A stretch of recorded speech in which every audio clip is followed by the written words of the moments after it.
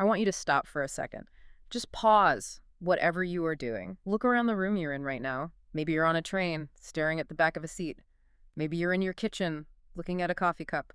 Maybe you're walking the dog and looking at the trees. It looks peaceful, right? It looks stable. It looks, well, it looks empty. It creates the illusion of emptiness, certainly. Exactly. But if you could actually see what was happening in the air right in front of your nose, I mean, if you had the ability to visualize every spectrum of energy passing through this very moment, it wouldn't look peaceful. It would look like absolute terrifying chaos. It would be blinding. You wouldn't be able to see your own hand in front of your face. It'd be like staring into 1,000 suns at once. You are currently swimming, literally drowning, in an ocean of invisible waves. There are radio signals passing through your chest right now. There is Wi-Fi data bouncing off your forehead. There is light bending through the windows and sound waves vibrating your eardrums. We are living in a matrix of invisible energy, and we just... we ignore it. We walk through it like it's not there. Well, we don't ignore it consciously, or rather, we ignore it consciously because we have to. If we processed all of it, our brains would just shut down. We'd go insane. But our bodies and our devices, they are processing it constantly. That is the fundamental nature of communication.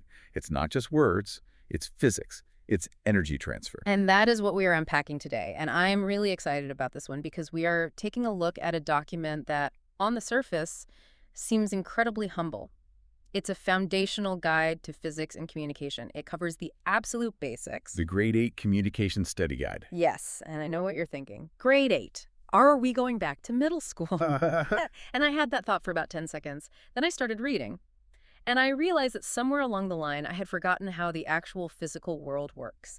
We use iPhones, we use the internet, we wear glasses, but we've forgotten the magic. This guide is basically the cheat code manual for reality. I often find that the most profound insights come from the foundational texts. When you strip away all the marketing fluff of modern technology, the 5G, the AI, all the buzzwords, you are left with the machinery, the nuts and bolts. The mission for this deep dive is to understand the bridge between our biological senses, our human hardware, and the technological innovations that mimic them. We tend to think of technology as this alien thing, but this guide really drives home the idea that we are just externalizing what our bodies already do. So here's the roadmap for the next hour. We are going to start with the human hardware, how our eyes and ears process reality, and why those two senses are so radically different. Then we are going to move into the physics of distortion. Refraction. Refraction, the art of bending light. Which sounds like a magic trick, but it is actually the foundation of everything from the internet to the fact that you can see clearly. Then we're going to get into the code, how we hack these energy waves with things like AM, FM, and digital signals to actually carry a message. We've got a Hall of Fame section where we look at the 4 pioneers who moved us from dots and dashes to global radio. And finally, we are going to look at the math. The elegant language of the universe. The math that dictates how fast the world moves. So are you ready to decode the invisible world? Let's dive in. Okay, let's start with us, the human receiver. Before we built radios or fiber optic cables, we had to work with what nature gave us.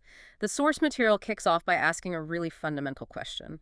Which senses do we trust the most? Now, I want to throw this to you. If you had to give up information from one source, what would you keep? It's a question that philosophers and biologists have argued about for centuries, but the data is pretty conclusive. If you look at the real estate in the brain dedicated to processing input, the answer is overwhelmingly sight. The numbers in the study guide struck me as incredibly high. It says that 80 to 90% of the information we perceive comes through our eyes. Think about that. 90%. That is a monopoly. We tend to think of communication as talking, listening, and speaking. We are doing a deep dive right now using audio. But functionally, biologically, we are visual creatures first. We are watching the world much more than we are listening to it. It really puts the phrase, "I see what you mean," into a literal context. We equate seeing with understanding. We do. And there is an evolutionary reason for that. Light is the fastest traveler in the universe. It gives us distant information instantly. If you are a hunter-gatherer on the savannah, smelling a predator is good, hearing a predator is better, but seeing a predator on the horizon gives you the most time to react. Sight is our long-range radar. It's our early warning system. And the guide lists the capabilities of sight. And it's not just about seeing a tree or a rock. It's about decoding complex data. We read text. We interpret sign language. But even more subtle than that, we are constantly decoding nonverbal cues. That's the high bandwidth part. If I'm talking to you, I'm listening to your words, but my eyes are tracking your eyebrows, your hands, your posture. I am gathering gigabytes of data on your emotional state just by looking at you. Your words might say one thing. But your face says something else entirely. Exactly. Uh-huh. And we trust the face, we trust the visual information over the auditory almost every time. It's a built-in lie detector, however flawed. And the processing speed is wild. The guide mentions that the brain interprets visual scenes in milliseconds. This is why the picture is worth 1,000 words. Cliché exists. Imagine trying to describe a complex room to someone over the phone. Okay, there's a chair in the corner. It is a mid-century modern chair with a cheek finish and a navy blue cushion. It is angled about 45 degrees toward the window. That description takes 30 seconds and it's still fuzzy. Right, and I'm still trying to build a mental picture that's probably wrong. Probably completely wrong. But if you look at the room, boom, instant comprehension. Your brain ingests that entire data set effectively instantaneously. You know, the color, the texture, the spatial relationships, the mood, all of it in a flash. So if sight is the broadband connection, the heavy lifter, where does that leave hearing? Because the guide makes a specific point that hearing is unique in a completely different way. It's not just worse sight. No, absolutely not. If sight is the data processor, hearing is the alarm system. It's the security guard that never takes a break. That is a fascinating distinction, the security guard. Think about the limitations of your eyes. They are directional. You have a field of view of roughly 180 degrees, effectively less for focused attention. You cannot see behind your head. You cannot see through walls. If a threat approaches from behind, your eyes are useless. Plus your ears. Your ears are omnidirectional. They work in 360 degrees simultaneously. They don't need to focus. They are constantly sweeping the environment for anomalies. A twig snap in the forest, a footstep on the stairs. The guide calls this passive processing, which I love. It sounds so effortless. It is. And this is the superpower of hearing. You have to look at something to see it. That requires an active expenditure of attention. You have to point your eyes, but you process sound even without direct attention. You can be reading a book, fully engrossed, and if a floorboard creaks behind you, your brain snaps to attention. You didn't have to try to hear it. Your auditory system flagged it as an anomaly and forced you to pay attention. It's the sense that never sleeps. Literally. Literally. You can close your eyes. You have eyelids. You do not have eyelids. Even when you are asleep, your auditory cortex is monitoring the room. That's why alarm clocks work. If we relied on sight to wake up, we'd need a system that pries our eyelids open or flashes a light so bright it penetrates the skin.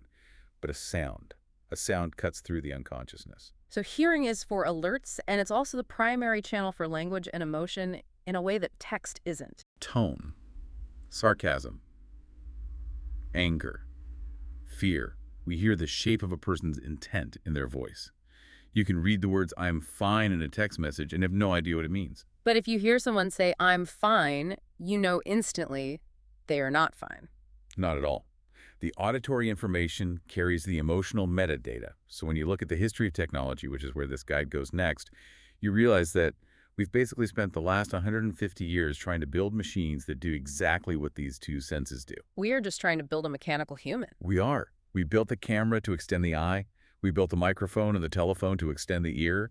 All of our high tech is really just biomimicry.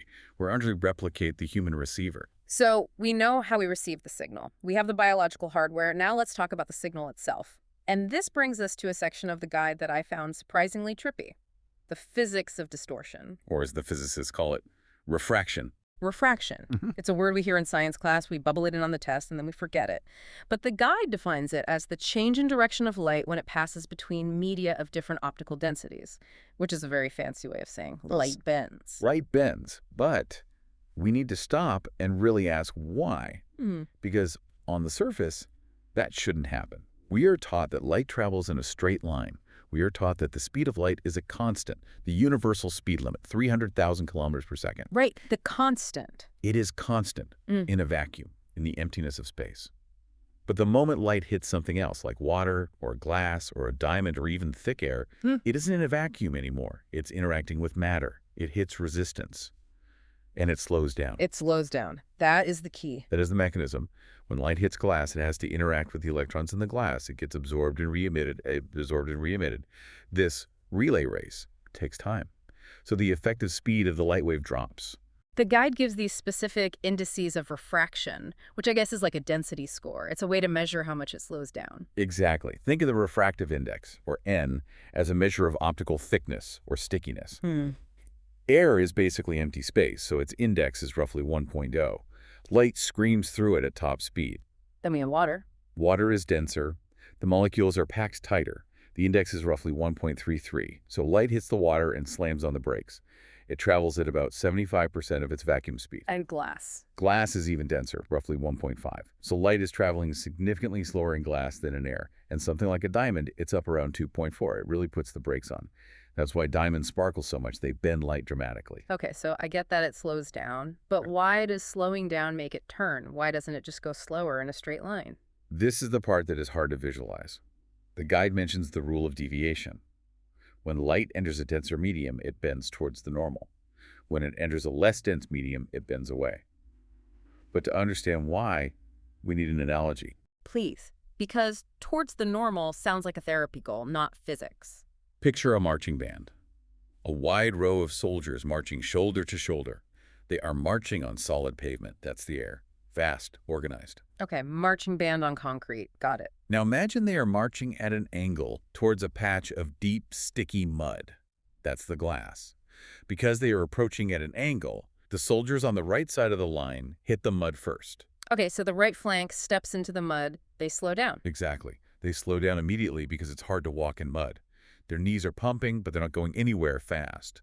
But the soldiers on the left flank are still on the concrete. They're still marching at full speed. So the left side overtakes the right side. And what happens to the line?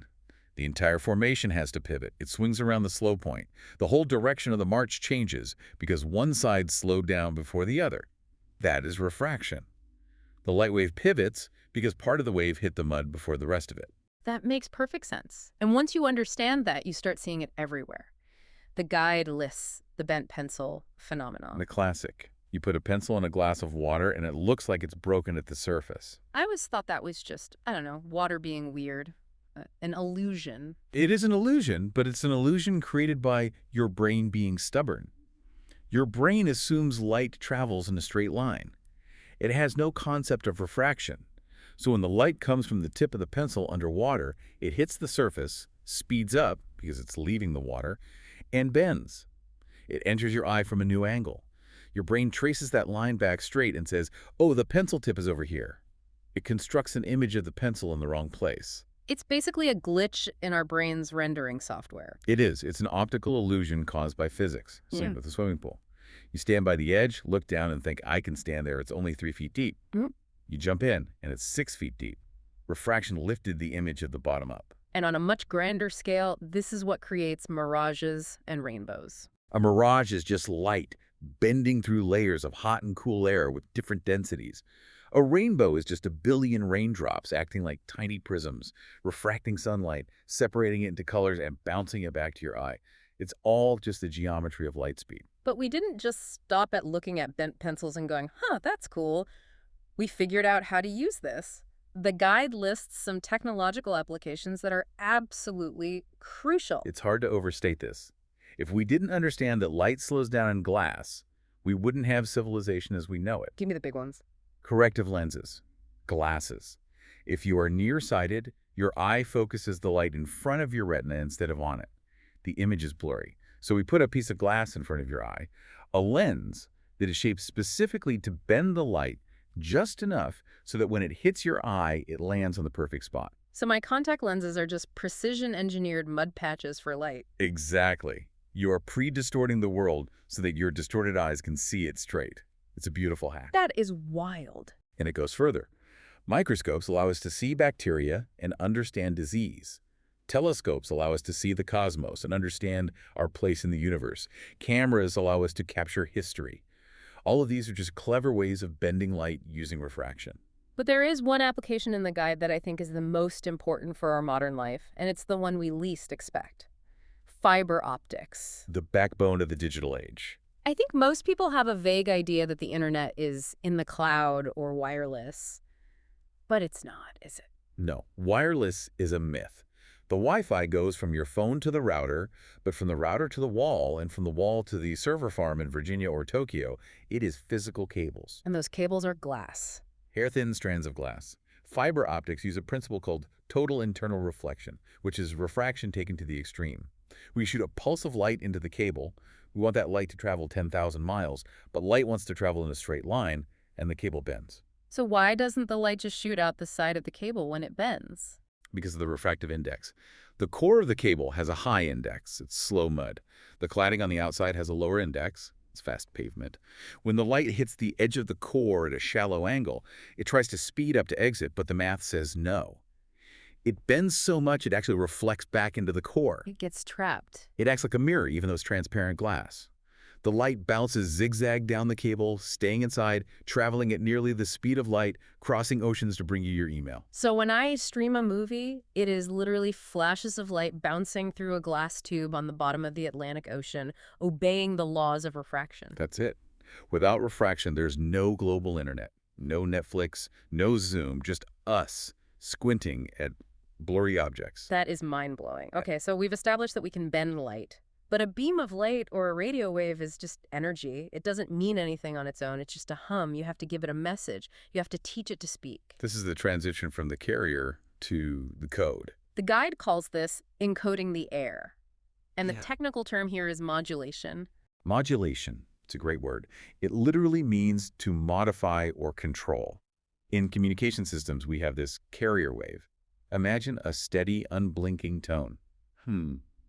That is the carrier. It contains no information. It's just a truck. The truck is empty. We need to load the cargo. Right. The cargo is the data, the voice, the music, the text.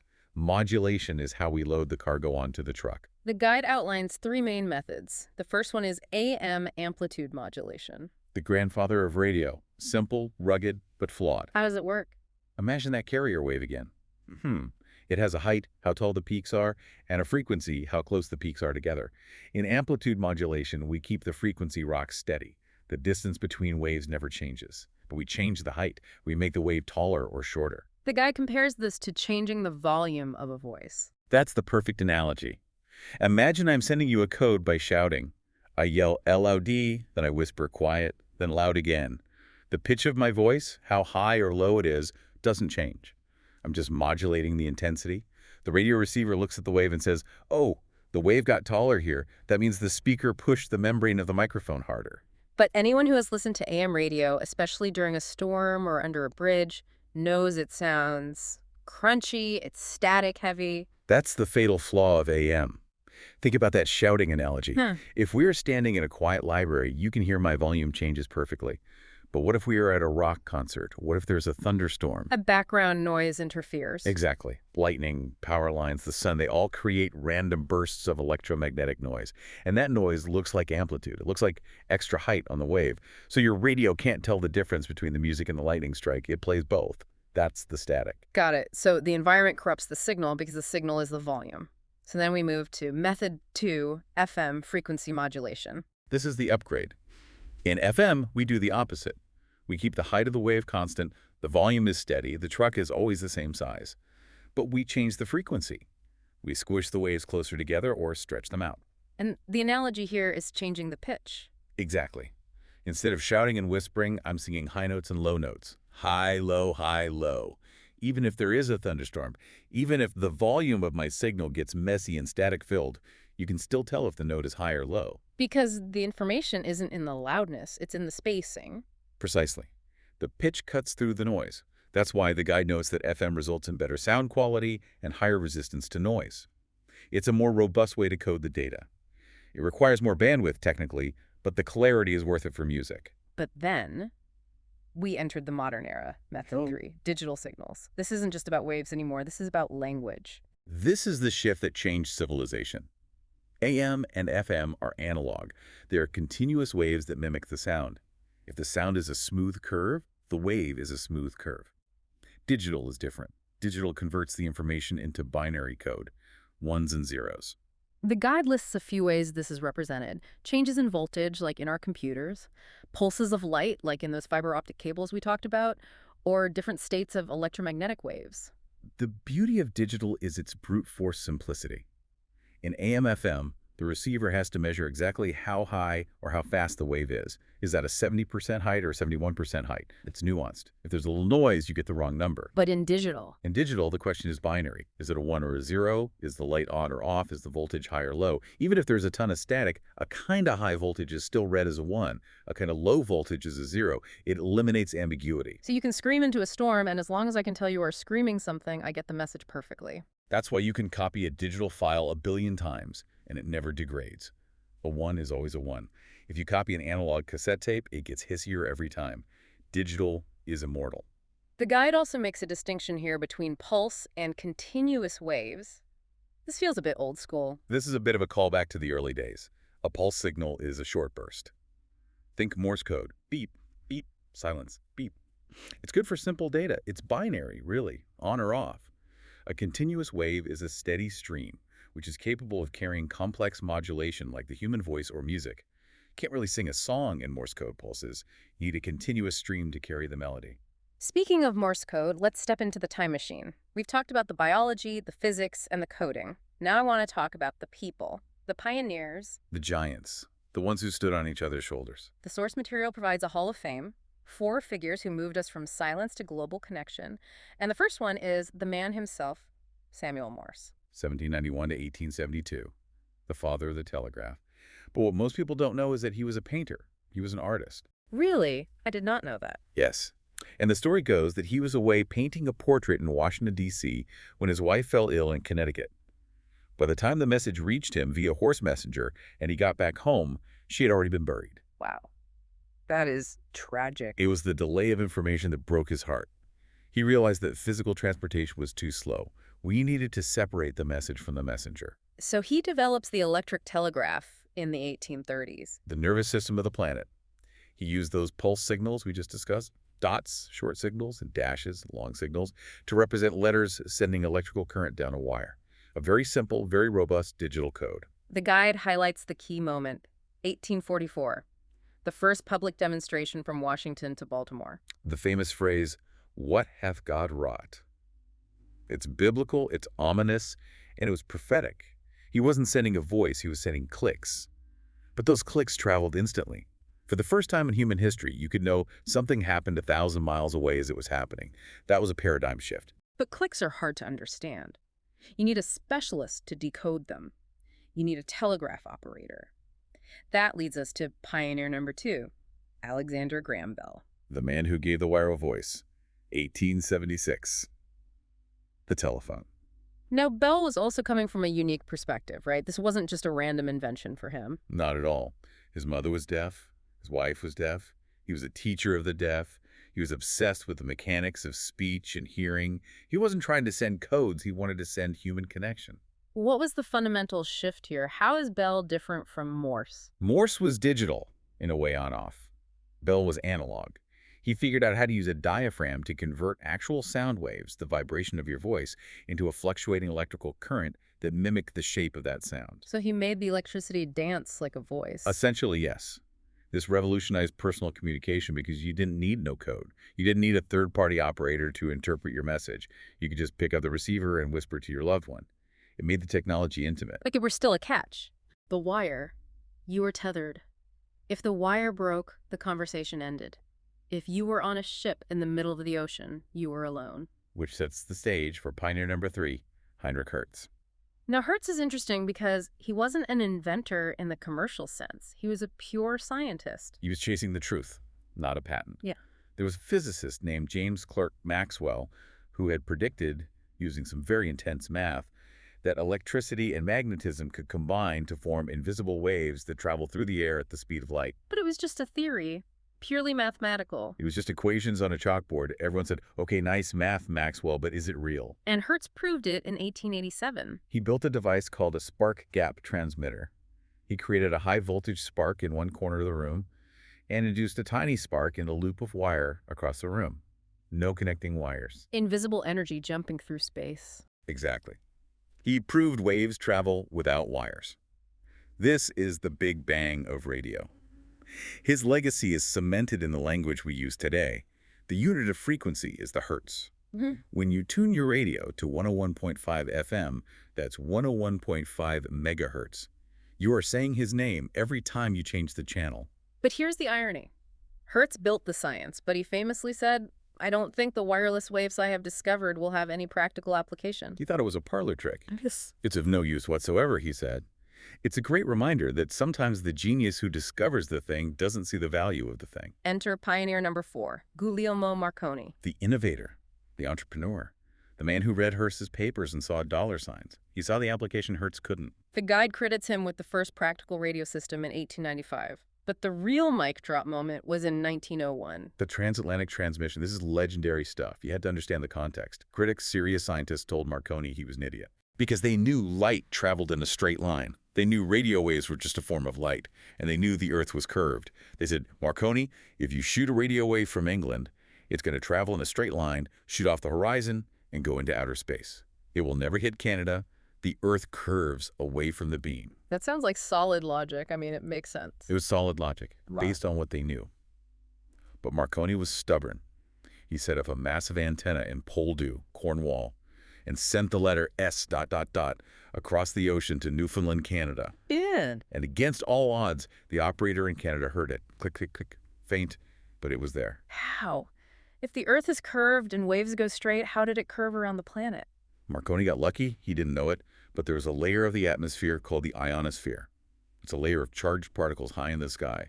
It acts like a mirror for certain radio frequencies. Refraction again. Refraction and reflection. The wave shot up, hit the ionosphere, bounced back down, hit the ocean, bounced back up. It skipped like a stone across the Atlantic. Marconi proved the world could be connected wirelessly. He shrank the globe. So looking at this timeline, it's a perfect progression. Morse gives us coded signals on a wire. Bell gives us voice on a wire. Hertz cuts the wire but keeps it in the lab. And Marconi takes the wireless signal and wraps it around the world. It's the evolution of connectivity, from a physical letter to a wire to the air itself. Okay, we've done the history, we've done the concepts. Now we have to look at the engine under the hood, the math. Don't panic. I'm not panicking, but I know some listeners might be reaching for the skip button. But don't do it, because this isn't calculus. It's actually really elegant. It is. The guide provides 2 formulas that govern everything we've talked about. They are the laws of the road for energy. Let's start with Formula 1, velocity. Vod all dollars F times lambda. V equals F times lambda. Translate that for us. Velocity speed equals frequency times wavelength. Okay, let's break that down. We know V is speed. For light and radio, that's fixed, right? In a vacuum, anyway. Roughly, yes. It's the speed of light. So imagine V is a constant number. That means frequency and wavelength are on a teeter-totter. They're inversely related. It's seesaw. Exactly. If frequency goes UP, if the seesaw goes up on one side, the wavelength must go down on the other side to keep the balance. So high frequency means short waves? Yes. High frequency, lots of energy, very short, choppy waves, like X-rays or gamma rays. They vibrate incredibly fast, so they don't have time to stretch out. And low frequency? Low frequency, long, lazy waves. Yeah. Like AM radio waves, which can be the size of a football field. This formula is critical for engineers. If you want to build an antenna to catch a signal, the antenna needs to match the size of the wave. That's why cell phone antennas are tiny, microwaves are short, and AM radio towers are huge. AM waves are long. That makes sense. It's about fitting the glove to the hand. You're tuning the hardware to the physics. Precisely. And Formula 2. This one seems even simpler. Frequency, 5 hours NU. Frequency equals 1 divided by time. Specifically, T is the period, the time it takes for one single wave to pass you. So if a wave is really slow and takes half a second to pass, then 1 divided by 0.5 is 2. The frequency is 2 hertz. 2 cycles per second. So frequency is basically just a count. How many times does something happen in a second? It's a metronome. How many beats per second? That's all a hertz is. When you buy a computer and it says 3 gigahertz processor, it just means the internal clock is ticking 3 billion times a second. That's the frequency. It's amazing how such simple math multiplication and division govern such complex systems. That's the beauty of physics. The rules are simple. The applications are infinite. You combine VI dollars if lambda with refraction, and you get the entire modern world. So we've unpacked a massive amount of information today.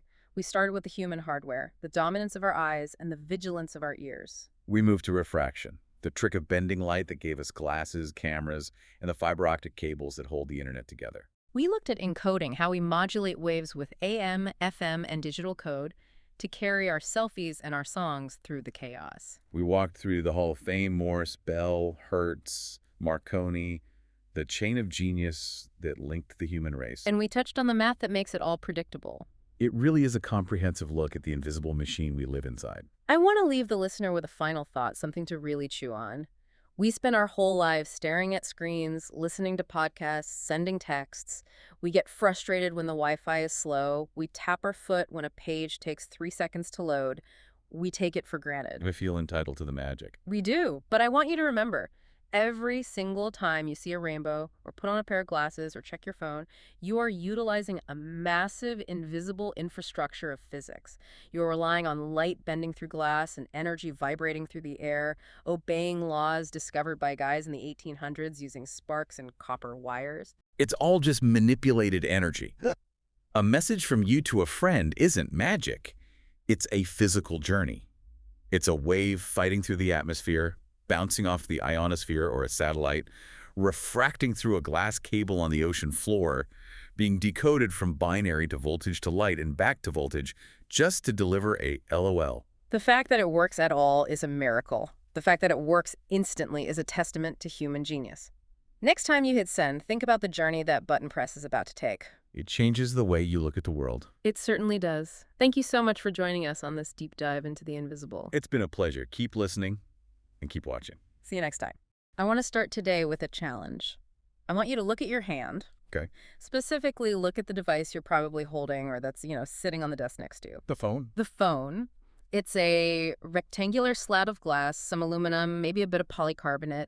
It just sits there, dark and silent. It looks inert. Right. It does nothing. But if you tap that glass in just the right spot, you are instantly connected to a server in a basement in Virginia, or a friend walking down a street in Tokyo, or even a satellite screaming through the upper atmosphere at thousands of miles an hour. I mean, it's the closest thing to actual magic that we own. It is. And yet we treat it like a toaster, We just expect it to work, and then we get annoyed, right, when it doesn't. We do. We complain if it takes 3 seconds to load a video. We get frustrated if the bars drop from 4 to 2. But today, we're going to stop taking it for granted. I like that. We have a fascinating set of source materials today. A comprehensive study guide that, on the surface, looks like it's designed for, like, an 8th grade curriculum. But when I started reading through this, I realized it's actually a blueprint for the modern world. It's a user manual for reality. You can't let the grade level fool you. This material covers the entire stack. And I don't mean the software stack, I mean the reality stack. It goes from the psychology of why you post a selfie to the biology of how your eye sees that selfie, all the way to the physics of the light traveling through glass, and then, the heavy engineering of the cables lying on the ocean floor. It's a synthesis of everything, isn't it? Physics, math, civics, biology, it's all wrapped up in this one object. Exactly. And that's our mission for this deep dive. We are going to deconstruct communication. We're going to peel back the invisible layers that make your life possible. Okay, I'm ready. Where do we start? We'll start with the human layer, us, the users. Then we'll move into the physics of perception, how we actually see and process images. And finally, we'll dive into the technological backbone, the wires, the waves, and the protocols that move the world. I love that structure, from the brain to the eye to the network. So let's start with the squishy part, the human layer. The source material calls this digital citizenship, which honestly sounds a bit like a class you'd sleep through in high school. I know, it sounds a little dry. But the stakes here are actually terrifyingly high when you dig into them. They are. And the core concept the sources drill into is the digital footprint. Now, we've all heard the term. It's a buzzword. Oh, yeah. But I want to reframe it for you. Think of it less like a footprint in the sand, which, washes away with the next tide, and more like a tattoo. A tattoo is a much better analogy because the internet creates permanence. Right. The source material emphasizes this idea of the permanent record. In the old days, pre-internet, if you said something stupid at a party, maybe 5 people heard it. They might judge you, but they'd probably forget about it by next week. Gone. Vanished from memory. Today, if you post that same stupid comment online, it is indexed, archived, and potentially mirrored on servers you don't even know exist. It creates a searchable history of your psyche. It's out there forever. And the sources bring up a really practical application of this. It's not just about social embarrassment or, cringeworthy memories. It's economic. It affects your livelihood. It's your career, 100%. Employers, university admissions officers, they aren't just looking at the resume you send them anymore. That's the curated version of you, the highlight reel. The version you want them to see. Exactly. They are running scripts or doing manual searches to see who you really are. The guide mentions this explicitly. Your digital footprint is essentially your unedited resume. It's the raw data of your personality. And it can go back years. They can find something you tweeted when you were 16 and hold it against you when you're 30. It happens all the time, which is why the advice here, think before you post, is so critical. Which sounds catchy, it's on posters and schools everywhere. But it is incredibly hard to do in the moment. It's hard because the platforms are designed to bypass your thinking. They're designed for emotional engagement. The source warns specifically about posting when emotionally altered. You mean when you're angry, sad, frustrated, all the good stuff? Precisely. Think about the biology of it. When your cortisol is up or your adrenaline is spiking because you read a comment that made you mad, your prefrontal cortex, the logical, rational part of your brain that considers long-term consequences, is essentially offline. It just checks out. It checks out. You're in fight or flight mode. You're reacting, not thinking. And that is when you post the things get you fired 5 years later. That's a sobering thought. We are literally fighting our own biology to stay employable. We are. Now, alongside reputation, the guide talks about safety, privacy. There are non-negotiables listed here, which I found really interesting. These are the hard lines, the things you absolutely lock down. No exceptions. Like what? What are we talking about? Never share your address, your full phone number, your specific real-time location, or the name of your school if you're a minor. It seems so obvious, though. Do people still do this? Constantly, and often inadvertently. You post a photo of your new puppy, but the caller has a little tag with your phone number on it, and the photo is so high resolution you can just zoom in and read it. Wow, I never would have thought of that. Or you take a selfie, and the street sign is visible in the background. Or, and this is a big one, you check in at a restaurant while you are still there. You're broadcasting, Yeah. Here I am, and also implicitly, here is where I am not, which is my house, which is currently empty. It's a beacon for bad actors. The guide stresses that privacy settings are not set and forget.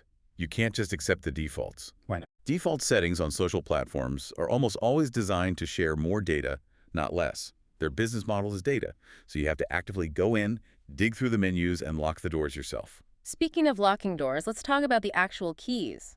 Passwords. I feel like we are all suffering from password fatigue. Everything needs a password now. My toaster probably needs a password. We are. And that fatigue leads to laziness. It leads to password 123, or using your dog's name for everything. Guilty. But the source makes a mathematical argument here. A password needs entropy. It needs disorder. A mix of letters, numbers, and symbols makes it exponentially harder for a computer to brute force guess it. What's the difference in real terms, like between password and something complex? Well, a simple 8-character password, like a common word, can be cracked by a modern computer in, seconds? Maybe minutes? But an 18-character password with mixed case, numbers, and symbols, it could take that same computer trillions of years. That's a pretty good return on investment. It really is. Yeah. But even a strong password isn't enough anymore, is it? The guide brings up 2FA, two-factor authentication. Okay, this is a big one. This is the single most important security upgrade a user can make. If you take nothing else away from the human layer section, take this. So break it down. What is it? Think of it like a bank vault. The password is the combination to the lock. But let's say someone steals that combination. Maybe there was a data breach at a company you use. Your password is now out in the wild. Which happens all the time. All the time. But if you have 2FA enabled, they still can't open the vault. Because they need the second key. Exactly. It requires a second factor. Usually it's something you know, the password, plus something you have, your physical device receiving a code. Unless the hacker steals your brain and your phone, they are locked out. I like that distinction. No plus have. Okay, one last point on the human layer before we move on. Stranger danger. It's an old rhyme. We learned it about vans offering candy, but the digital version it's more complex. More subtle. Much more subtle. The source explicitly warns against meeting online acquaintances in person alone. The internet gives people a mask. You don't know who is behind the avatar. It's easy to build up a false sense of trust over weeks or months of chatting. And the actionable advice here is crucial. If something feels off, report it. Don't carry the burden alone. No, you have to. Involve a trusted adult or authority figure immediately. Block the person. Report the behavior to the platform. That's the key takeaway for the human layer, then. Digital citizenship is about proactive defense. Yes, exactly. Defending your reputation, your data, and your physical safety. It's about taking agency over your digital life. Okay, so that's how we behave. We've locked our doors, we're watching what we say. Now, I want to pivot. Let's talk about how we perceive this digital world. I'm looking at my screen right now, I'm seeing an image of you. But how does that actually work? The source material takes a hard left turn here into physics. It does. Specifically, the physics of mirrors and lenses. It feels like a subject change, but it's not. It's a perfect transition. You can't understand screens or cameras or fiber optics without understanding light. And it starts with the most basic optical device we have, the mirror. The bathroom mirror, the guide calls it a plane mirror. Right. It's just a flat piece of glass with a reflective coating. The physics here are governed by the law of reflection. It's very simple, yet it defines everything we see in a reflection. And that law is? The law states, the angle of incidence equals the angle of reflection. So if I bounce a tennis ball at a wall at a 45-degree angle, it bounces off at a 45-degree angle. Light does the same thing. Exactly. Light behaves like a particle in this instance. It bounces. But here is where it gets trippy. When you look into a mirror, where is the image? It looks like it's behind the mirror, like there is a duplicate world inside the wall. But it can't be. Behind the mirror is just drywall and insulation. Yeah. Your brain is playing a trick on you. Your brain evolved to assume that light travels in straight lines. So when the light from your face bounces off the mirror and hits your eye, your brain back traces that light in a straight line through the mirror. It creates what physicists call a virtual image. Virtual in physics means not physically there, right? You can't project it onto a screen. Exactly. It means light rays aren't actually meeting at that point. It's an illusion created by your brain's processing power. And for a plane mirror, that image is the same size, it's upright, but it is laterally inverted. Left becomes right. That's why if I raise my right hand, the mirror me raises their left hand. Yep. And that's why ambulance text is written backward on the hood of the truck so you can read it in your rearview mirror. Spot on. That's a perfect real-world application of lateral inversion. Now, if we take that flat glass and bend it, we can start manipulating reality. Let's look at the concave mirror. The cave. It curves inward. Like the bowl of a spoon. A concave mirror is a converging mirror. It takes parallel rays of light coming from the world and forces them to crash into each other at a single point, the focal point. And this creates that weird effect with the spoon, right? If I look at the back of a spoon, it's one thing, but the inside. If you look into the cave side of the spoon, what do you see? Usually I'm upside down and small. That's because you were standing behind the focal point. When you are far away from a concave mirror, the light rays from your head travel down, hit the mirror, and reflect up. The rays from your feet travel up, hit the mirror, and reflect down. They cross over each other before they hit your eye. And that crossover flips the image. It flips the image. The image is real, meaning light rays actually meet there. You could put a piece of paper at that spot and see the image, but it's inverted. But what if I get really close, like those makeup mirrors or shaving mirrors that magnify your pores until they look like craters on the moon? Now you've stepped inside the focal point. You're between the mirror and the focal point. Suddenly the physics flips. The rays reflect outwards from the mirror and they never cross. So my brain has to do that trick again. Your brain does the trick again. It traces those diverging rays backwards behind the mirror, and they meet at a point much farther away. So the image becomes virtual again, it stands upright, and it becomes massive. It magnifies you. So a makeup mirror is just a spoon that you're standing really, really close to. Geometrically, yes.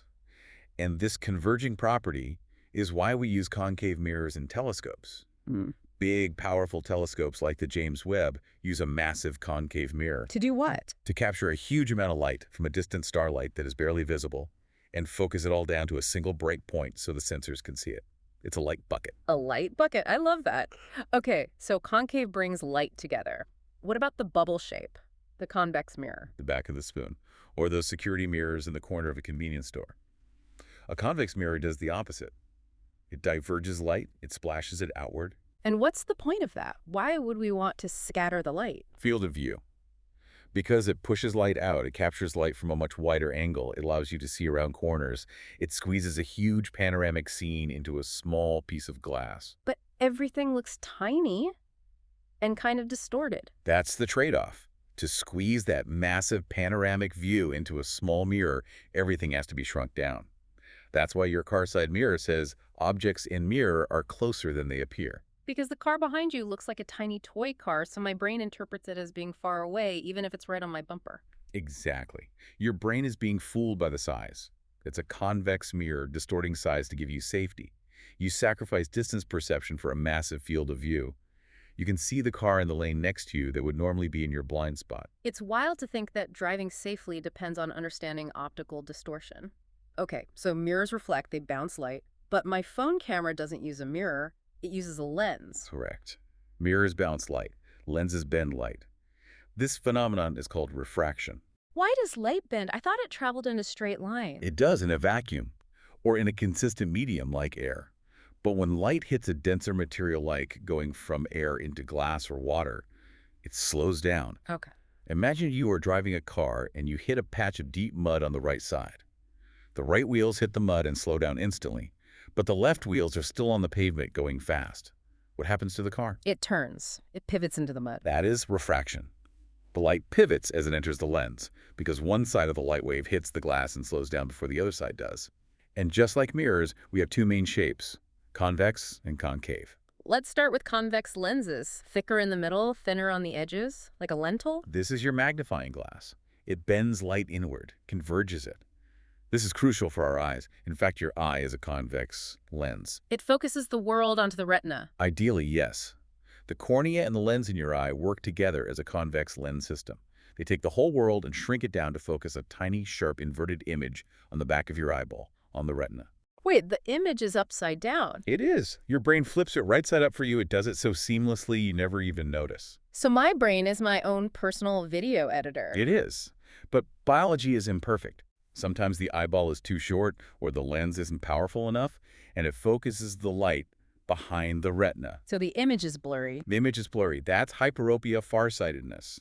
You can see the mountain, but you can't read the book in your hands. So how do we fix it? We put another convex lens in front of it. Exactly.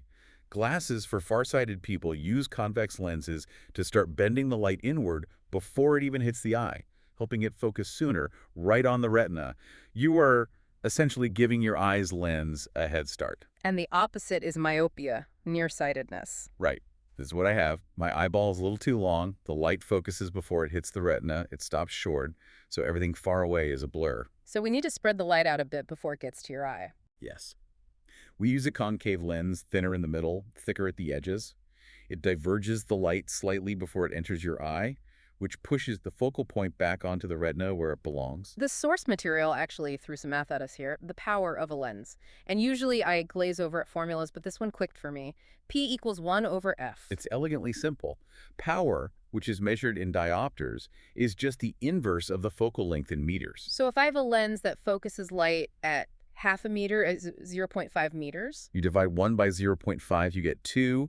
That lens has a power of plus 2 diopters. The plus sign tells you it's a converging convex lens. So when I go to the optometrist and they say my prescription is Medicine 1.5. They are doing physics. The minus sign tells you it's a diverging concave lens. Yeah. You are nearsighted. The 1.5 tells you exactly how strong that curve needs to be to hit your retina perfectly. Yeah. It's a precise physical measurement. It's not just an arbitrary scale like shoe size. It's an inverse measure of focal length. I'll never look at my prescription the same way again. It's pure optics. Your glasses are just precision-engineered math on your face. Okay, so we've acted responsibly online, and we've used lenses to focus an image of ourselves onto a camera sensor. Now, we have to move that image. We need to send it to the world. Yes. And this is where we leave the human body and enter the infrastructure.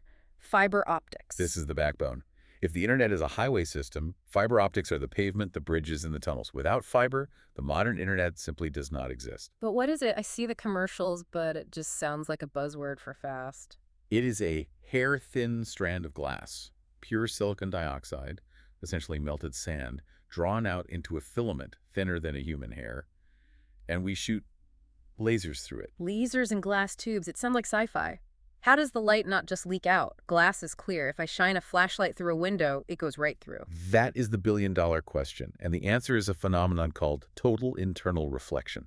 Okay, break that down for me. Imagine you're at a water park, inside one of those long, enclosed tube slides.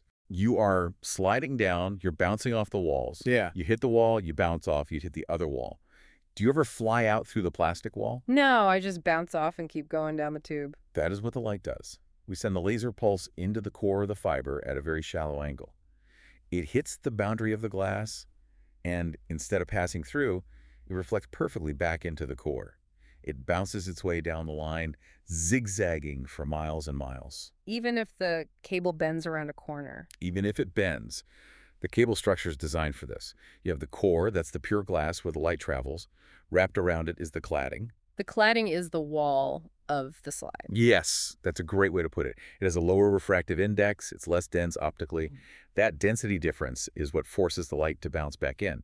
It acts like a perfect mirror, but only for light coming from inside. It traps the signal inside the glass. And what exactly is the signal? Is it just a steady beam of light? No, it's blinking. It's binary. A pulse of laser light is a 1. No pulse is a 0. It's Morse code. It's extremely fast Morse code. We are talking billions of pulses per second. That's how we encode your selfie, your voice, this deep dive. It's all just flickering lights in a glass tube. Why glass, though? We've had copper wires for 100 years. The telephone network was built on copper. Why change everything? Well, copper has fundamental limits.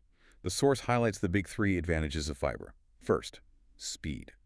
Copper uses electrons moving through metal. Fiber uses photons, particles of light. Light is just fundamentally faster. We're talking gigabits per second versus megabits, orders of magnitude faster. Okay, so speed is number 1. Second. Distance and capacity. Signal loss in copper is high. The electricity meets resistance and fades away into heat. You need amplifiers every few thousand feet. In fiber, that light can travel for miles, maybe 50 or 60 miles, without degrading. Wow. But the third one is my favorite, immunity. Immunity to what? Electromagnetic interference. Yeah. If you run a copper wire next to a high-voltage power line, or if lightning strikes nearby, the electricity induces noise in the wire. It ruins the signal. Static on the line. I remember hearing that on old landlines during storms. Right. But light doesn't care about magnetism or electricity. You can run a fiber cable right through a power plant, and the signal will be crystal clear. And I guess it's more secure, too. Much more secure. It's really hard to tap a fiber optic cable without being detected. You can't just clamp a receiver onto the outside of a glass cable to listen in like you can with a wire tap on a copper line. You have to physically break the glass, which immediately alerts the network. So it's faster, cleaner, and safer. It makes sense why this is the standard for the global network. It is. Yeah. But you aren't plugged into a glass cable right now. No, I'm on my phone. Walking around, I'm untethered. So we have to bridge that last mile. The gap between that glass backbone and the device in your pocket. Welcome to the wireless world. The cell phone. I bet most listeners, even the tech-savvy ones, don't stop to think why it's called a cell phone. It's all about geography. We divide the world into a grid, but not squares. Hexagons. Like a honeycomb. Why hexagons? That seems kind of random. It's actually the most efficient shape. If you use circles, they either overlap wastefully or they leave gaps with no coverage. Squares are okay, but hexagons are the most efficient way to cover a surface with the least amount of perimeter. Nature's perfect geometry. Bees figured this out millions of years ago. So each hexagon is a cell. Each hexagon is a cell, and in the center is a tower. Your phone is always talking to one of those towers. Okay, so I'm standing in a hexagon, talking to a tower, but there are thousands of people in this city. Why aren't we all talking over each other? Frequency management. This is the clever part. Adjacent cells, the ones touching each other, never use the same radio frequencies. So cell A is on frequency 1, and cell B right next door is on frequency 2. Exactly. It's like radio stations. 97.1 FM is a different channel from 97.3 FM. This prevents interference. It keeps the conversation separate. But the real magic happens when you move. You're driving down the highway at 70 miles an hour. You are crossing cell boundaries every minute. And the call doesn't drop, usually. Right. That's the handoff. The network is monitoring your signal strength constantly. As your signal gets weaker in cell A and stronger in cell B, the system negotiates a transfer. It tells your phone, okay, switch to this new frequency and talk to this new tower. It hands your signal to the next tower seamlessly. It's a relay race where you never drop the baton. A perfect analogy. And it's getting faster. The source walks us through the Gs, the generations of this technology. 3G, 4G, 5G. It feels like marketing, but there's real tech underneath, right? Oh, huge leaps. 3G was the beginning, 1 to 3 megabits per second. You could check email, maybe load a basic web page if you were patient. Then came 4G LTE. That was a game changer. That was 10 to 50 megabits. That gave us the App Store economy, Uber, Instagram, streaming video on the bus. That's when the phone really became the center of our lives. Correct. 4G built the mobile internet we know, but 5G is different. Yes, it's faster, up to 10,000 megabits potentially, which is just absurd. Insane. But the speed isn't the headline. It's the latency. Okay, explain latency. I hear that word a lot. Latency is reaction time. It's the delay between you tapping fire and the gun firing in the video game. Yeah. It's the ping. On 4G, that delay is maybe 50 milliseconds, which feels fast to a human. Yeah, that seems instant. But on 5G, the target is 1 millisecond. Why does that matter? For watching Netflix, who cares? For Netflix, it doesn't matter at all. Uh, But for a self-driving car, it matters. If a car's sensors see a child run into the road, it needs to communicate with the network with other cars and brake instantly. A 50-millisecond delay at highway speeds is a difference of several feet. That's life or death. So 5G isn't just about faster downloads for us. It's about real-time machine-to-machine communication. Precisely. It enables things we can't even really do yet. Remote surgery, where a doctor in New York operates on a patient in a rural clinic using a robot. Autonomous drones, swarms for agriculture or search and rescue. It requires a network that feels instantaneous. I noticed the source also made a distinction between analog and digital. I feel like we use digital to just mean electronic, but it has a specific meaning here. It does. Analog signals are continuous waves, like a vinyl record groove. It captures the infinite smoothness of a sound wave. Digital signals are distinct blocks of information, ones and arrows, on or off. And why is digital better for communication? Quality and error correction. Analog signals degrade. Every time you copy a mixtape, it sounds a little worse. You get hiss. Digital signals don't degrade as easily over distance because it's just numbers. A 1 is a 1. And the way we get from analog, which is our voice, to digital, which is the phone signal, is through sampling. Sampling. Your phone's microphone turns your voice into an analog electrical wave. Then a chip inside takes snapshots of that wave thousands of times a second. It measures the height of the wave at that exact instant and turns it into a number. And that stream of numbers is my voice. That stream of numbers is a perfect digital representation of your voice. And all of this processing, the sampling, the apps, the 5G signal, is powered by one tiny piece of hardware. The source calls it the hardware miracle. The transistor. It's just a switch, right? On or off. That's all it is. A microscopic switch that turns electricity on or off. On is 1, off is 0. But the scale is unfathomable. The source mentions Moore's law, the observation that we double the number of transistors on a chip roughly every 2 years. How many are in my phone right now? The latest chips have billions. We're talking 15, 20 billion transistors on a chip the size of your fingernail. That doesn't seem possible. Imagine billions of tiny light switches, all flipping on and off billions of times a second, in perfect synchronization, just to render the font on your screen or calculate the filter on your photo. It breaks my brain a little bit. We are carrying supercomputers that would have filled a building in 1960. And we use them to watch cat videos. We do, but that video has to come from somewhere. We've done the phone, we've done the tower, now we have to talk about the internet. The network of networks. That's the definition, isn't it? It's not one computer or one entity. No. It's a mess, actually. It's a beautiful, chaotic mess. It's millions of LANs, local area networks like your home Wi-Fi or your office network, all connected together into a WAN wide area network. The internet is just the biggest WAN there is. So I want to talk about the physical journey of a piece of data. Let's say I send an email to a friend in London. I hit send, it goes to my Wi-Fi router. Then what?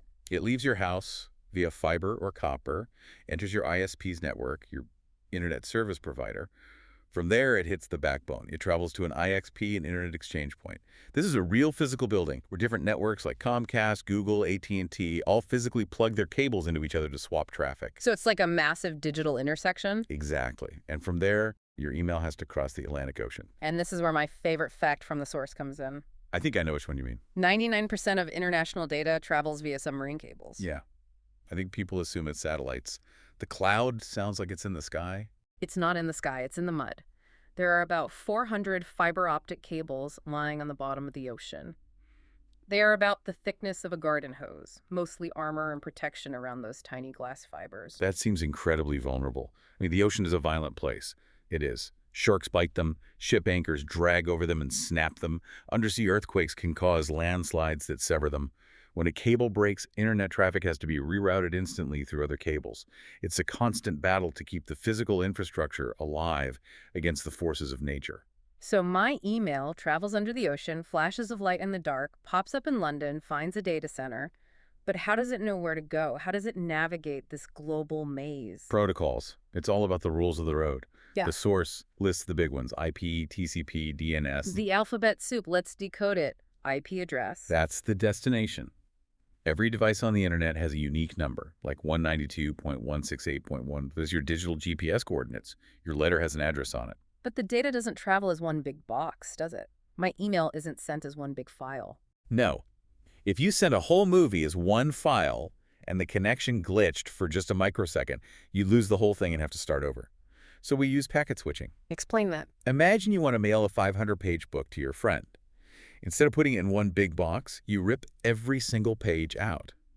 You put each page in its own envelope. You address and number them. Page 1 of 500, page 2 of 500, and so on. Then you throw them all in the mailbox. And they might take different routes. Exactly. Page 1 might go via New York. Page 2 might get stuck in traffic and go via Miami. They arrive at your friend's house out of order. Page 50 arrives before page 10.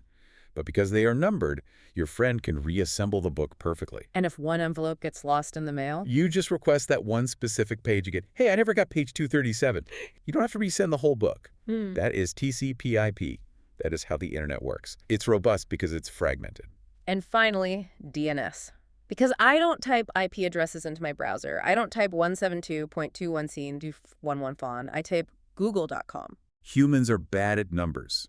We are good at words.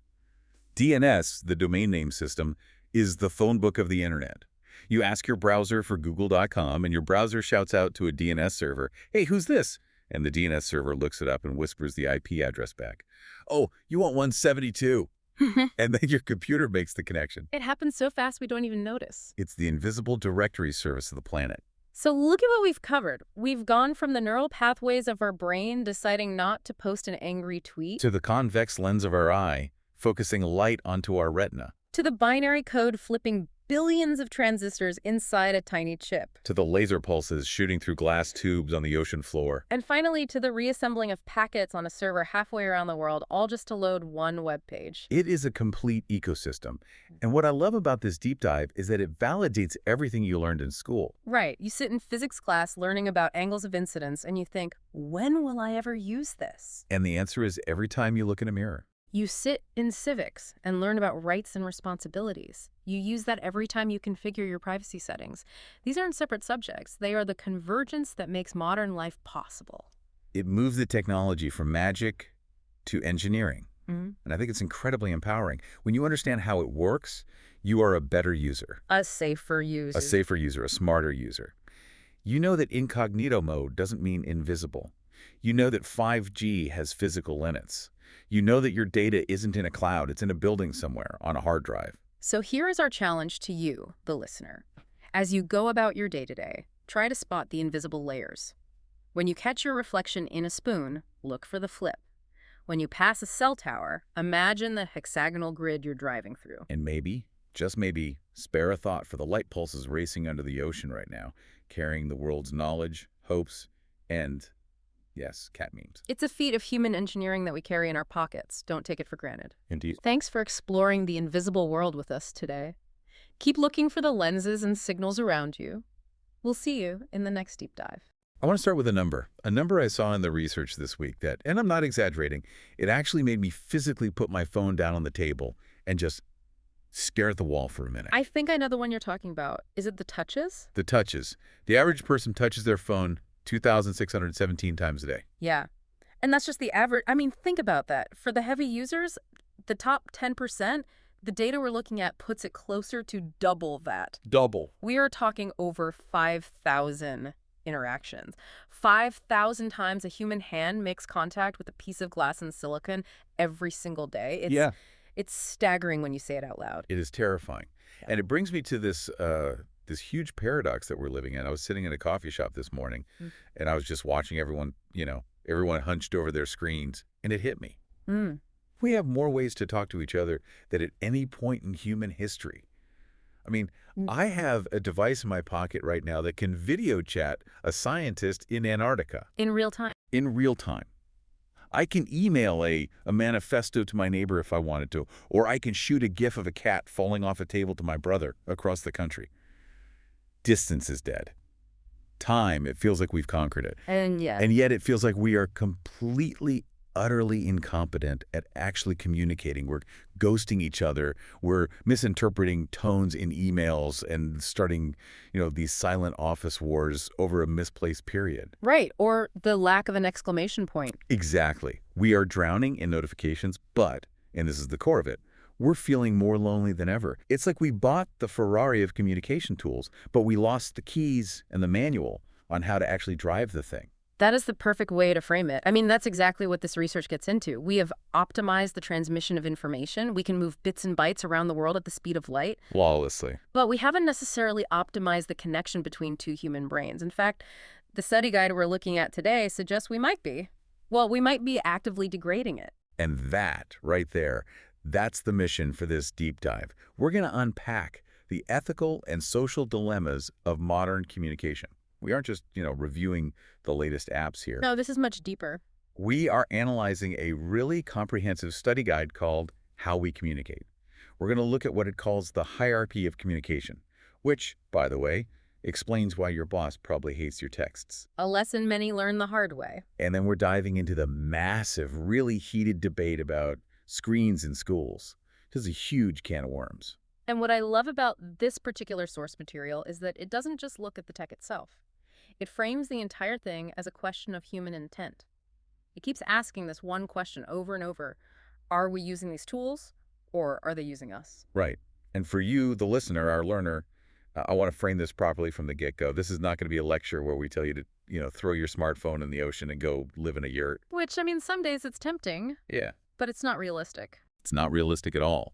No, think of this as a strategic guide. We want to decode the unwritten rules of when to text versus when to call. Because, frankly, looking at this research, I think I personally break about half of these rules every single day. You and everyone else, don't worry. But I'm really looking forward to analyzing the psychological and the sociological impacts of those choices, because every single time you choose to send an email instead of walking over to someone's desk. Or check your phone during dinner. Or check your phone during dinner, yeah. You're making a micro decision, a tiny little choice that affects your relationships, your productivity, and even your own brain chemistry. Okay, so let's get into the meat of this. The first big section of our source material deals with what it calls the hierarchy of communication. And this is foundational. I really think if you don't get this part right, pretty much everything else we talk about just falls apart. It starts with a premise that I think challenges a lot of modern, hustle culture. We're obsessed with efficiency. I want to send a text because it's fast. But the source says, nope, there is no universal best way to communicate. Right. And we really want there to be, don't we? We want a simple binary rule, always call for business, or texting is only for friends. But the research argues that effectiveness is entirely dependent on three key variables: context, purpose, and audience. So if I'm just prioritizing my own convenience, Yeah. like I'll just text because it's easier for me, I'm probably setting myself up for failure. You're likely failing the communication loop, is what the study says. You're optimizing for your own ease, not for shared understanding. Okay, so let's climb their pyramid. Yeah. They are pretty dogmatic about what's at the very top. They argue that a Kara face-to-face communication is the absolute, undisputed gold standard. It is, and for very good, very biological reasons. But I have to play devil's advocate here for a second. In a global economy with teams spread across continents, isn't insisting on face-to-face interaction just wildly inefficient? Of course. I mean, dragging people into a conference room for 30 minutes to discuss something I could have read in a 2-minute email? That feels archaic to me. It feels like a waste of everyone's time. In terms of raw time on a stopwatch, absolutely. It's terribly inefficient. You've got the travel time, the settling in, the small talk, the coffee coordination. It's a huge time sink. Right. But the source argues that you are confusing efficiency with effectiveness, and they are not the same thing. Okay, break that down for me. What is the real difference in this context? It all comes down to a concept called data density, or you could call it bandwidth. When I send you an email, the only data you receive is the text itself. The words on the The screen. words on the screen, maybe some formatting, a bold font if I'm trying to make a point, maybe an underline, but that is an incredibly thin signal. It's low bandwidth communication. Versus being in the room with someone. Exactly. When we are face to face, I am receiving thousands, maybe millions of data points per second from you. I see your micro expressions, the tiny, almost imperceptible way your eyes crinkle when you're actually smiling versus when you're just being polite. I see. I hear the sharp intake of breath before you're about to object to something. I see your posture shift when you get defensive or lean in when you're engaged. On a subconscious level, I can probably even smell your pheromones. It's a full spectrum experience. So it's the nonverbal cues. That's what we're talking about. It's so much more than just cues. It's synchronization. There's fascinating research cited in related fields that suggests when two people talk face-to-face, their breathing patterns and even their brain waves can actually begin to synchronize. No way. Really? Yes, we literally get on the same wavelength. We start to mirror each other's body language. That unconscious mirroring creates empathy. It creates trust. It builds rapport in a way that an email simply cannot. So if I say, text my partner that I'm upset, or I email a client about a massive, complicated problem, I'm essentially trying to download a 4K movie over an old dial-up connection. That is a perfect analogy. The message gets compressed. And in that compression, all the nuance, all the emotional context is lost. It's stripped away. And that's where misinterpretation comes from. That's where it thrives. You read the text, "I'm fine," and interpret it as passive-aggressive, when in person you would have seen their genuine smile and relaxed posture and known instantly that everything was, in fact, fine. So the source is pretty clear then. This method face-to-face is basically non-negotiable for what specific situations? The big three are difficult conversations, high-stakes negotiations, and building deep foundational relationships. So firing someone, breaking up with someone. Absolutely. Or trying to close $1 million deal or giving critical, sensitive feedback to an employee. For those moments, you need the maximum bandwidth of face-to-face. You owe it to the other person and to the situation. But there is a cost. The source is very clear about listing the cons. Of course. Physical presence is expensive. It requires time, travel, resources. It's not scalable at all. You can't have a truly effective face-to-face meeting with 5,000 employees simultaneously. It just doesn't work. Which brings us neatly to the next level down in the hierarchy. The solution that was supposed to save us all from the costs of travel. Ah, yes, the video call. The source calls this the video call paradox. Yeah. And I love that That's title. a great name for it. It's a paradox because on paper, it sounds perfect, right? Oh. I could see you can see me, we get some of that nonverbal data. Yeah. But I can be in my pajamas from the waist down. The dream of remote work. Exactly. It combines the visual benefits of being in the same room with the incredible convenience of, well, not being in the same room. And yet, as anyone who has worked from home for the last few years knows, we have this massive phenomenon of Zoom fatigue, or fatigue at a Zoom, as the source puts it. This is so real. I feel this in my bones. I can have 5 hours of back-to-back in-person meetings and feel energized. Yeah. But after 5 hours of video calls, I am infinitely more tired. I'm just drained. Why is that? If I'm just sitting in a chair, why is it so exhausting? It's all about cognitive load. The source touches on this, but let's go a little deeper. When we are in a room together, face to face, our brains are processing all those nonverbal cues almost automatically. It's effortless. We have evolved over millions of years to do it. It's like a background process. It's a background process, but on a video call, your brain is working overtime to bridge the digital gap. The gap? What gap? The micro delays. Even with the best internet connection in the world, there's a tiny millisecond lag between when you speak and when I hear it, and when your video matches your audio. I never even noticed that consciously. You don't, but your primal brain does. That tiny lag breaks the natural rhythm of conversation. Your brain, on a very deep level, reads a 200 millisecond delay not as bad Wi-Fi, but as hesitation or disagreement or even threat. So you're constantly subconsciously scanning for social threats that aren't actually there. Wow. So my brain is basically in a low-grade fight-or-flight mode because the audio is a fraction of a second out of sync with the video. Essentially, yes. It's incredibly taxing. Plus, there's the mirror effect. In a real meeting, you don't spend the whole time looking at a mirror of yourself speaking. God, no. That would be horrifying. But on a video call, your own face is right there on the screen, so you are constantly self-monitoring, Do I look interested enough? Is my lighting okay? Oh, is that a weird face I'm making? You're performing. You're performing, not just communicating. And that self-conscious performance is an immense drain on your mental energy. That explains so much. And of course, the source also points out the most obvious downside, the technical reliance. Right. If your internet cuts out or your camera freezes, the communication fails completely. That just doesn't happen when you're sitting across from someone in a coffee shop. Okay, so face-to-face is the gold standard, but it's expensive and hard to scale. Video is a good bridge, but it's cognitively draining. So let's move further down the pyramid to the written record. Email and instant messaging. Now, these two are often lumped together in people's minds, but the source makes a really strong case that they serve almost diametrically opposite functions in the communication hierarchy. It calls email the formal workhorse. Yes, that's its role.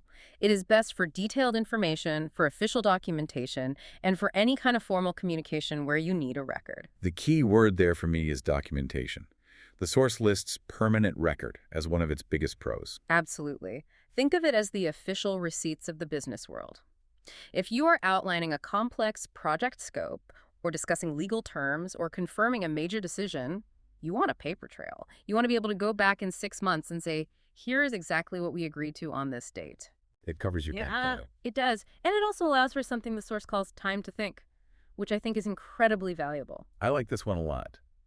In a meeting, if you ask me a really tough question, I feel the pressure to answer now. Instantly. Instantly, even if I don't have a good answer. But with an email, I can read it, step away, write a draft, go for a walk, realize I sound like a complete crazy person, delete the whole thing, and rewrite it with a clear head. It allows for curated communication. You can control the tone and the message much more precisely, in theory. In theory, which is the perfect segue to the cons, because the biggest one is that tone is notoriously, almost comically, easy to misinterpret in an email. It's a phenomenon called the negativity bias. Our brains are wired to look for threats. Yeah. So in the absence of vocal inflection or facial expressions, we tend to interpret ambiguous text as negative. Oh, totally. The one-sentence email that just says, "we need to talk," is a terrifying thing to receive. It's a horror movie in 4 words. But if your boss walked over and said it with a soft voice and a smile, it might just mean, hey, I have a quick positive update for you. The email version induces panic. And what about response times? The source mentions this as a major downside, the sort of email void. The void is real. You spend an hour crafting the perfect email, you hit send, and nothing. It's gone. Is the reply going to take 5 minutes, 5 days? Will it ever come? That uncertainty creates anxiety. Which is precisely why we invented instant messaging. To fill the void with even more anxiety. The speed demon. We're talking Slack, WhatsApp, Microsoft Teams. All platforms designed for quick updates, for informal coordination, the stuff that doesn't need a permanent record. Hey, I'm running 5 minutes late, or do you see the file I just sent over? The source lists speed as the big pro, obviously. And I have to laugh at this, but it's true. It actually lists emojis as a critical communication tool. It does, and for a very good reason. We joked about downloading a movie on dial-up earlier. Well, an emoji is like a brilliant little compression algorithm for emotion. Huh. I never thought of it that way. In the absence of a voice or a face, a simple thumbs up or a smiley face does a massive amount of heavy lifting to clarify your intent. It softens the blow of a brief, direct message that might otherwise sound cold or angry. But here is where it gets really interesting for me, the big con of instant messaging. The source talks about the expectation of immediate response. This is the real pressure point of modern work, I think. Because the technology allows for instant delivery, we psychologically transfer that expectation of speed to the human recipient. Oh, the 3 little dots. These typing indicator. Or even worse, the read receipts. The read receipt is a psychological weapon. There's no other way to describe it. If I know you saw my message and you haven't replied in 30 seconds, my brain immediately starts spinning stories. Are they ignoring me? Are they mad? Did I say something wrong? It creates what the source calls a tyranny of the immediate. You feel this immense pressure that you have to reply right now, even if you're in the middle of deep, concentrated work. Which completely destroys your productivity, which I know we're going to get to in a minute. It shatters it. So we have these 4 buckets: the gold standard of face-to-face, the draining but useful video call, the formal workhorse of email, and the speedy but pressurized IM. How on earth do we actually choose? The expert in the source gives us a kind of mental checklist. It's a mental framework, yeah. The idea is that before you hit send or before you schedule a meeting, you need to quickly evaluate the message against 5 criteria: Okay, what are they? urgency, complexity, relationship, sensitivity, and cultural context. Complexity is one I know I get wrong all the time. I'm constantly trying to explain complex, multi-step ideas over Slack, and it just turns into a 20-message long disaster. The rule of thumb the source suggests is if it's going to take more than 3 back and forth messages to explain, you are using the wrong medium. Stop typing. Pick up the phone or walk over. And sensitivity, this feels like the golden rule, right? This is the absolute golden rule of communication. Never, ever break up with someone via text. Never fire someone via email. If the emotional stakes are high for either party, you need the highest bandwidth channel available. You need to see their face. You owe them that. In relationship is interesting too. Sending an IM to a colleague you've worked with for 10 years is very different from sending one to a brand new CEO. Exactly. The existing level of trust and rapport dictates the level of formality you can get away with. So the big takeaway here isn't that one tool is evil and another's good. It's that effective communicators don't just default to what's easiest for them. They don't communicate on autopilot. They actively choose the medium that best fits the specific situation. Precisely. It's about being strategic. It's about moving from passive to intentional communication. Okay, so that covers how we talk. It's a great framework. But I want to pivot now to the second major section of our deep dive. And this one, for me, hits even closer to home. It's moving from the quality of our communication to the sheer quantity of it. Right. We're moving into the connectivity crisis. The source poses this massive, almost philosophical question. Is it possible to be too connected? It is a debate that is absolutely raging right now in psychologies, in sociology, in business. And the source presents a very, very strong yes argument, particularly when it comes to our mental health. Yeah, it draws a direct line between excessive social media use and increased rates of anxiety and depression. And it specifically mentions something it calls the comparison trap. This is such a key concept for understanding the modern condition. It's the idea that we are constantly, almost obsessively, comparing our internal, messy, complicated realities. Our doubts, our fears, our boring Tuesday nights. Exactly. We're comparing all of that with the carefully curated, edited, and filtered highlight reels of everyone else's lives. The highlight reel, it's the perfect term. It is. Because when you scroll through Instagram or Facebook, you aren't seeing reality. You are seeing a performance, a curated exhibition of success and happiness. But your brain, especially your subconscious brain, doesn't really distinguish. It just registers a constant stream of data that says, everyone else is on a beautiful vacation. Everyone else is in a perfect relationship. Everyone else's kids are brilliant. I am failing. It creates a perpetual deficit mindset. You're always behind. And that ties directly into FOMO, the fear of missing out. Which is just another way of saying chronic stress. It creates this constant background hum of anxiety that you aren't where you're supposed to be, you aren't doing what you're supposed to be doing. And then there's this specific term the source defines. I have to admit, I hate the word, but the concept is so profound. Phubbing. P-H-U-B-B-I-N-G. A portmanteau, a mix of the words phone and snubbing. Right. It's ignoring the person who is physically right there in front of you to look at your phone. And we need to be really clear about what this actually does to a relationship. The source argues that it's not just rude or impolite. On a fundamental level, it effectively dehumanizes the person you are with. That's a really strong word. Dehumanize. Think about the signal you are sending. Yeah. You are sitting across a table from a friend, a child, a spouse. You pick up your phone. You are explicitly, non-verbally telling them this. The potential of what might be on this glowing screen, a random text, a like from a stranger, a news alert, is more interesting and more valuable to me than the living, breathing reality of you right here, right now. Ouch. Yeah. When you put it like that, it's brutal. It is brutal. It triggers a primal rejection response in the other person's brain. It communicates worthlessness.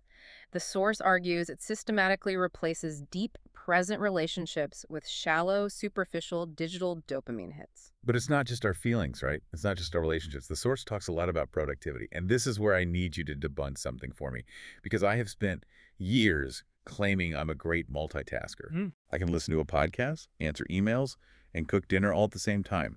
I'm a machine. You are likely lying to yourself. Okay. Don't hold back. The source spends a lot of time on what it calls the multitasking myth. And neurologically, it's very clear. Humans cannot multitask. We cannot do two high-level cognitive tasks simultaneously. It's impossible. What we do instead is task switch. What's the difference between multitasking and task switching? Task switching is rapid toggling. Your brain focuses on the email for 3 seconds, then switches to the podcast for 5 seconds, then back to the email. But here is the kicker. Every single switch comes with a switching cost. A cost. What does it cost me? Time and depth. Every time you switch your attention from one task to another, there is a cognitive residue left over from the previous task. It takes your brain a significant amount of time to fully disengage from the first task and fully engage with the second. So if I'm checking my email every 5 minutes while I'm trying to write an important report, You are never actually entering a state of what Cal Newport calls deep work. You are permanently skimming the cognitive surface. You are operating at a fraction of your mental capacity. so by trying to do two things at once, I'm actually just doing both of them worse. You're doing them both worse, you're doing them both slower, and you're making more errors. And what's more, the source cites research showing that the state of continuous partial attention raises your cortisol levels. You are chemically inducing a stress response in your body by constantly switching tasks. And what about the physical toll? Well, the most obvious one is tech neck. We are all slowly evolving into human question marks from hunching over our screens. Guilty. We all are. Posture problems, chronic eye strain, tension headaches, and sleep.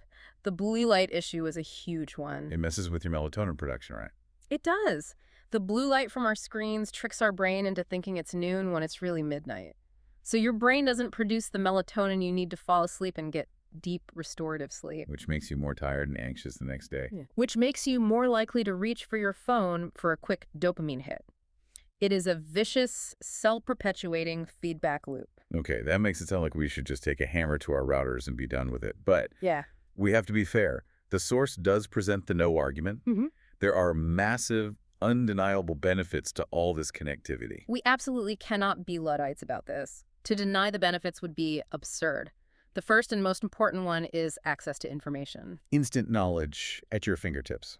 I mean, we have truly democratized education. A child in a remote village in Kenya with a cheap smartphone has access to more information today than the President of the United States had in 1990.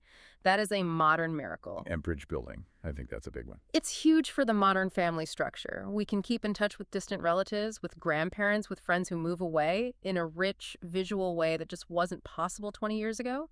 The diaspora, families separated by borders can share daily moments. That emotional glue is real and it's powerful. And what about the idea of communities of interest? This one is one of my favorites. Think about it. If you are a teenager in a small rural town, and you're obsessed with obscure 18th century poetry. Okay. Or you are questioning your gender identity, or you have a very rare medical condition. In the physical world of your town, you might literally be the only one. You are completely isolated. Online. Online, you can find your tribe instantly. You can find a global community of support, knowledge, and friendship that simply would not and could not exist within your zip code. For many people, that is not just comforting, it's life-saving. And finally, professionally. The source talks about professional freedom, remote work. The flexibility to work from anywhere, to collaborate with a global team without ever getting on a plane. This allows people to live where they want to live, to balance family and work in new ways that were unthinkable a generation ago. So we have these two massive opposing forces. On one hand, the risks to our mental health and focus. On the other, incredible access, community, and freedom. How do we find the balance? Where's the middle ground? The source is very, very clear on this. The answer is not to reject the technology. The answer is to use it intentionally. There's that word again. Intentionality. That really seems to be the buzzword for this whole deep dive. It is, because for the last decade or so, we've been using it passively. We've let it dictate our behavior. So the source suggests several tactical strategies to reclaim control. First, establishing clear limits, creating device-free zones or hours. Like the classic, no phones at the dinner table. Exactly. It's classic for a reason. Or a rule like no screens in the bedroom. Make the bedroom a sanctuary for sleep and intimacy, not for endless scrolling through other people's lives. Another strategy it mentions is turning off all non-essential notifications. I cannot recommend this one enough. Most notifications are not designed to serve you. They are designed to serve the app. The app's goal is to hook your attention and pull you back in. Turn them off. All of them. And the conscious check. I like this one. It's a simple mindfulness practice. Before you unlock your phone, just take one breath and ask yourself a simple question. Why am I picking this up right now? Am I actually looking for a specific piece of information that I need, or am I just bored, anxious, or trying to avoid a difficult task? And 9 times out of 10, it's the latter. And just realizing that, just noticing the impulse, is the first and most important step to breaking the loop. Digital detoxes and finding offline hobbies are mentioned too. Just, reminding your brain what it feels like to do something analog for an extended period. Go for a hike without your phone. Paint. Run. Read a physical paper book. Reclaim your attention span from the algorithm. Okay, speaking of attention spans, let's shift gears to the group of people who perhaps have the hardest time with impulse control, simply because their prefrontal cortexes are still under construction. We are talking about schools, kids, and teenagers. Section 3 of the deep dive, the classroom debate. Should kids have mobile devices in schools? This is such a hot-button issue.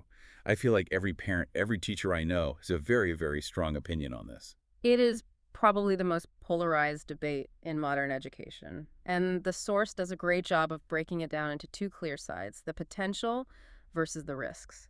Let's start with the potential. Let's be optimistic.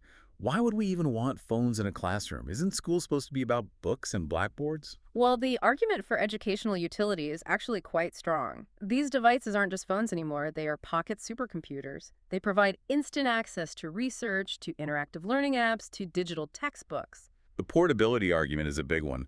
No more carrying 40 pounds of textbooks in a backpack. Exactly. And then there's the argument for future skills. We are preparing kids for a world that is completely saturated with technology. Developing digital literacy, knowing how to use these tools responsibly and effectively for research, collaboration, and work is arguably as crucial as learning math or science. If we just ban them from schools, are we failing to prepare them for the world they will actually live and work in? There's also a safety aspect that gets mentioned a lot. Right. Emergency contact with parents. In an uncertain world, that direct line of communication is very reassuring for a lot of families.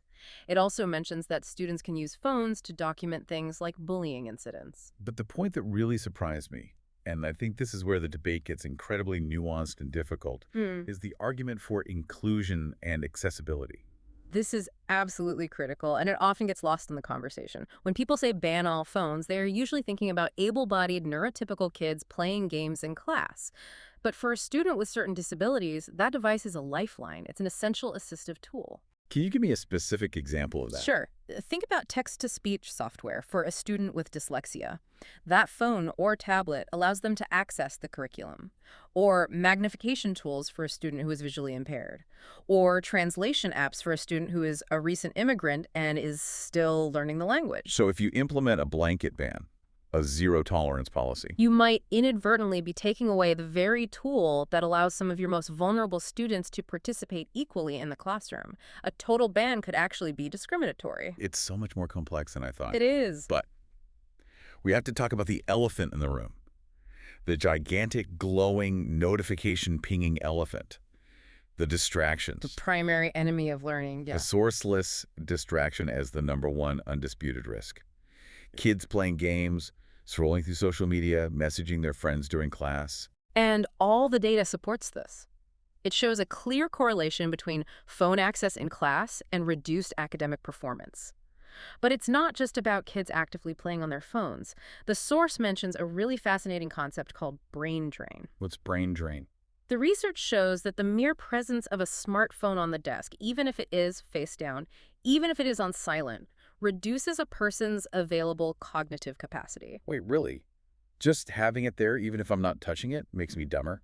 Essentially, yes, because a significant part of your brain, your executive function, is actively working to not pick up the phone. You are expending precious mental energy, suppressing the urge to check it. And that's energy that is not being spent on learning algebra or understanding the causes of the First World War. Exactly. The phone is like a cognitive magnet, constantly pulling at your attention even when it's off. Then, of course, there are the major social issues. Cyberbullying. The source makes a chilling point here. It says that allowing phones in school extends the reach of cyberbullying from the home into the classroom. It erases any safe space a child might have. There is no escape.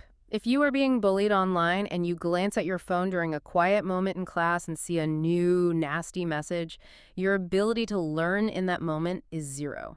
Your brain is in threat detection mode. And then there's academic integrity. Or lack thereof.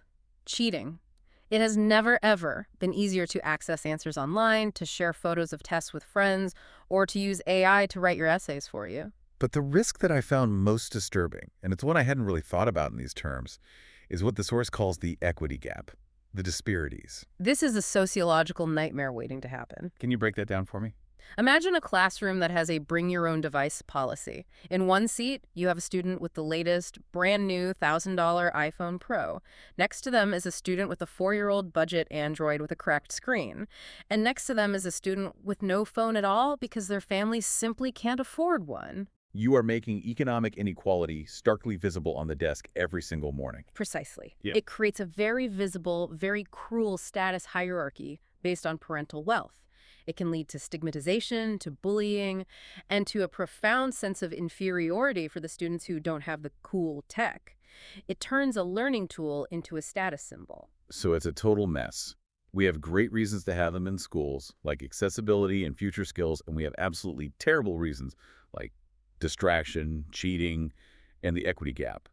What on earth is the balanced solution here? Well, the source argues pretty convincingly that it isn't a black and white all or nothing issue. It requires thoughtful, nuanced policy. One of the big ideas is physical management of the devices. For example, having students store them in a pouch or a locker during class time. Right. They're allowed to have them on school grounds for safety, but they are physically separated from them during instructional time. That immediately removes the brain drain problem of having it on the desk. But beyond just the rules, the source really emphasizes education, the idea of teaching digital citizenship. Yes. So it's not just a list of don'ts. It's actively teaching students how to be a good person online. How to spot misinformation, how to protect your privacy, how to be kind, how to manage your own screen time. Exactly. We need to teach these skills as explicitly as we teach long division. And to address that equity gap you mentioned. The ideal solution, though it's expensive, is for schools to provide the devices. If every student in the class is using an identical school-issued tablet, the playing field is leveled instantly. The tool becomes about learning, not about status. That requires a lot of funding, of course. It does. But the long-term cost of the digital divide is much, much higher. And finally, the source talks about collaboration. Parents and teachers have to be on the same page with this. You can't have super strict rules at school and then a complete free-for-all at home. It takes a village to raise a digital native. Consistency between home and school is absolutely key. So let's zoom out for a second. We've talked about the hierarchy of communication modes, this connectivity crisis in our personal lives, and the absolute battleground of the classroom. It's a lot to cover. It's a huge topic. If we tried to synthesize all of this, if we try to find the one common thread that runs through all three sections, what is it? I think it comes back to that word we've used a few times now, intentionality. It's the battle between intentionality versus passivity. Unpack that a little more for me. Sure. Look at every single section we just covered, whether it's consciously choosing to send a detailed email instead of a quick text because the topic is complex and needs a paper trail. Or intentionally choosing to put your phone away during dinner to be present with your family and avoid phubbing them. Or a school principal making an intentional policy decision to have phones locked away during class time to maximize focus. It's all about taking back control. It's all about the human controlling the tool instead of the tool controlling the human. Technology is a wonderful, incredible servant, but it is a terrible, terrible master. And for too long, we've been passive consumers. We've just let the notification tell us when to look. We've let the default setting on an app dictate how we interact with people. And the central argument of this entire body of research is a call for us to wake up, to start making active, conscious choices about how, when, and why we connect. So what does this mean for our listener right now, today? What is the so what? What can they do? It's immediately actionable. You can start today. Go into your phone settings and audit your notifications. Turn off every single one that doesn't serve a critical purpose in your life. Be ruthless. And you could rethink your next difficult conversation. If you know you need to give someone some tough feedback at work, maybe don't schedule a Zoom call. Maybe don't do it over Slack. Maybe just Walk down the hall. And just see what happens. See what happens to the quality of that interaction and to the strength of that relationship. We have covered a lot of ground today, from the deep biological nuance of face-to-face communication all the way down to the chaos of the modern classroom. It's a really complex landscape, but I truly believe that learning to navigate it well is a genuine superpower in the modern world. Before we sign off, I want to leave you with one final thought. It's from that conscious use section of our source material.